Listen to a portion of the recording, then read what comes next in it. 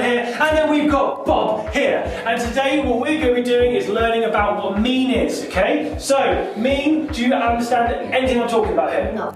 So if I get a little pen for you. Now, mean is basically like this. So if I draw a couple of numbers and went, say, 2, 3, and then I'm going to go 5, and then 10, for instance. So what you've got to do is you've got to add these numbers up together. So what is 2 plus 3? What's that? 5. Okay, and then what is 5 plus 5? 10. And then add another 10. 20. Easy peasy right now. So you have 20, and then the final part of the sum is you've got to divide it by the amount of numbers there are. So how many numbers are there in total? 4. Very good. So what is 20 divided by 4? 5. Really good. So the mean of this sentence and statement is 5. So what is the mean of this? 5. Really good. Well done. Do you feel a bit more confident about your means now? Yes. Really good. High five. Well done. Well done. Smashed it. Well done. And we will see you at your next maths tutorial. Have a great rest of the day, and thank you very much for watching. Goodbye.